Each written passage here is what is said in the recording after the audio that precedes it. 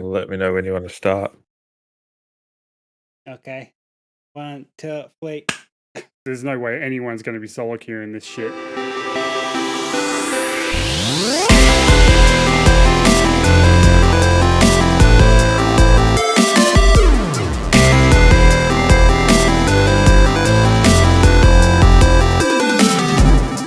Hello and welcome to the Birdy and Bass Podcast. I'm Bass and with me is Birdy. There you going. And the first episode, or this episode, we're going to discuss the season, 13 of Apex we're up to now. And they don't give them season numbers anymore.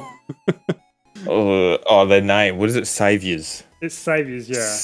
Saviors is the name, the theme this one. So what do we got? New player new person in Newcastle.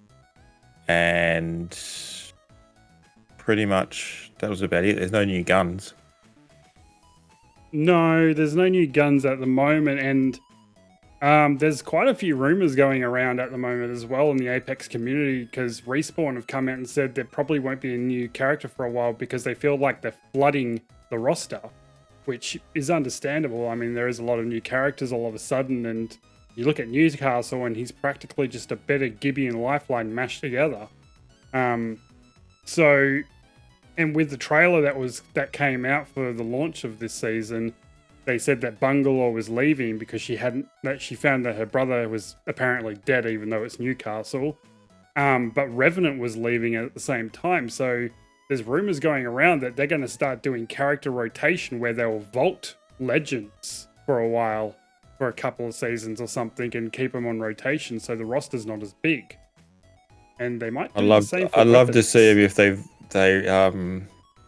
vaulted some of the meta characters, so to speak, that they use in ALGS, like Valkyrie and Gibby and things like that. Imagine the issues that's going to cause if they vault a character in that. Then they've got to work out the new meta for that season, which would actually make things interesting, to be honest. They've done Valk dirty as it is, okay? They don't need to do it again. Well, I haven't played this season, but I've been watching a lot of it while I've been waiting to load and doing other things. But the interesting thing I've taken from it is apparently you can't back out of Newcastles when what is it called? When you're trying to revive someone and you're dragging them along or whatever. Once you're in that automation, someone can actually just take you out. You can't back out of it and kill, from what I've seen anyway. So once you start reviving, you can't stop until they revive. Pretty much. So you get the shield up and you start dragging them around. So does that mean you got to drag them into a corner with the shield up and then? I mean, maybe. Like, honestly, I haven't played Newcastle yet. I've only played a few games of ranked to try and get used to the new rank system. I can tell you right now, I don't know if I'm going to make it to Diamond again without a team, because there's no way anyone's going to be solo queuing this shit.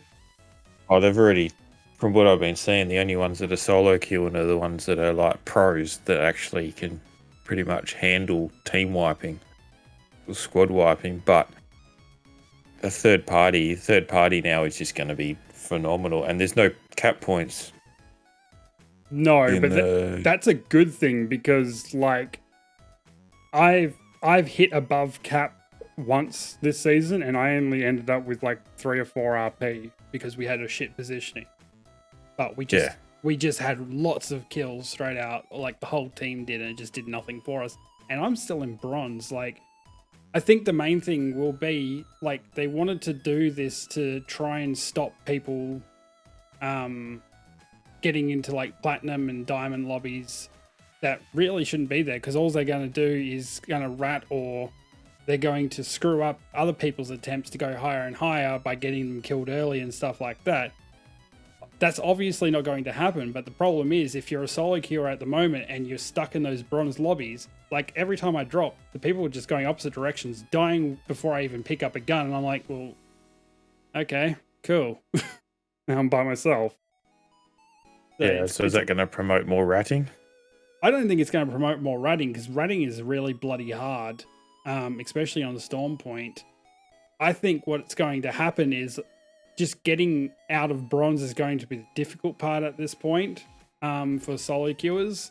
And once they get above bronze, it's going to get a lot better for them because they're going to start playing with teams who are actually there to win, not idiots that should stay in pubs.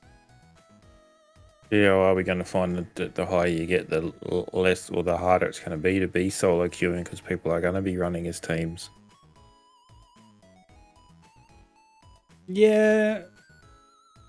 Like, I mean, you know when you're with a good team. Like, even if you're the random person and you're with a duo that's obviously been teamed up for a while, you can tell the difference, especially in high-level lobbies like Diamond and up. You can tell the difference straight away compared to idiots that really shouldn't be there. So I think once you get past like the bronze-silver range, you get over the idiots that can't actually get any further, it's going to be a lot better. But I would strongly suggest teaming up with at least one other person just to have that safety. Yeah, well, from what I've watched, Newcastle seems to be very, very strong. He's going to be the most mobile cannonball I've ever seen. Yeah, but I'm trying to work out, like, obviously that goes there one with that structure, and then he's also that shield that he can pop up, but you can't shoot through it, and they can't shoot. They can shoot back at you and you damage it, but you can't shoot through it. So you pretty much play the side of it. So it's like a walking Gibby dome, so to speak. And you can change its location. Like it's, the Mirage, the Mirage now, where you can change which way it's going to run by like tagging which way it should go. You can do the same thing with that deployable shield. I've been watching some of them play it and everything, and then I've been watching to see if people become aggressive with it in the fact that they jump over and then put his shield up and shoot, or whether they just like do it a few meters in front of them just to put a shield up to cover themselves off. And I've been seeing people do random things like jumping on top of a rock and then putting the shield up and then using that as cover. So they're at a high point, shooting each side of it and around it and all the rest of it. So I'm intrigued to see how it plays out. I honestly think that it's going to get nerfed pretty quickly. It might even get a mid-season nerf, but that where he can do his ultimate, where he can lock on to his teammates to do it. So if they're down, because if you got a player down, you can lock onto them and it will jump and deploy the ultimate right in front of them, right? Yeah. So people are using that on the buildings of Storm Point to get like up to the higher areas where someone's downed and put that shield right in front of a door so the people can't get out. And he just gets an easy revive off and then they just go in and destroy them. Yep. And it's launching as far as a freaking octane pad. Yeah, I noticed that. The other thing that I've noticed in it, which I was sort of annoyed with, is they've dropped this season after the ALGS Champs qualifier. So all the teams, I think by the looks of it, all the teams that qualified for the next Raleigh one have already done all their qualifications. And now they drop the new season with the new character and map changes and all the rest of it. To me, I would have thought you would drop the season and then do the qualifiers. Because, I don't know. I think the problem with that is, yes, it's still the Apex Esports, but it's actually a different company running it. So the timelines don't always meet up. Yep. Okay. I know, it's definitely a different organization that actually runs the esports side, and Apex, like Respawn, literally just give them the competitive version of the game where they've got the spectator modes and all that kind of stuff, and they program it, but that's about as far as it goes. They just tech support it at that point. Well, apparently you can do custom maps and stuff in custom games now in Apex. You have been able to for a while. They've actually tweaked it some more now. Apparently it's spectator mode and stuff in the custom lobbies thing is quite good, because I've seen a couple of people running some custom games. How you find 60 people to run a custom game is, I don't know. The problem is with the custom games, you actually have to put in a request to respawn to be allowed to do it. Because like on the menu, you can get to custom games and it says put in your unique code that Respawn's given you. Okay.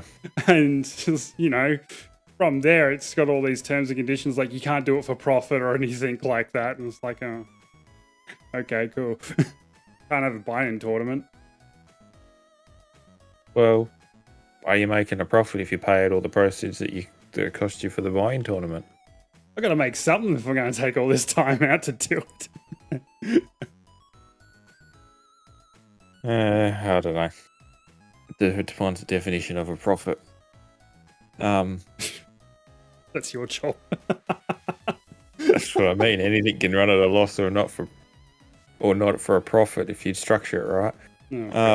Okay, we're not getting into that jargon anyway. Yeah, but I'm intrigued to have a crack. We've been meaning to have a crack at competitive Apex for a couple of seasons now, but I actually probably think that the changes to the rank system are probably to the more benefit once you're getting out of bronze and silver and gold, probably the parts of gold and everything. Then you're playing with, well, hopefully you're playing with people that want to be there to win and to prioritize getting to final circle. Are we going to see more final circle matches in ranked? Like you do in it. I think you will. I think you will in the higher, like gold and up, probably definitely. Apart from that, from what I've seen, like I haven't seen a bronze match actually make it to the final circle yet, to be honest with you, because people are just going and dying within seconds, like on the jump. It's ridiculous. Like it's that level of pubs where you don't even want to play anymore, or you're just going to drop separately to your team because they're normally dead before you've hit the ground anyway,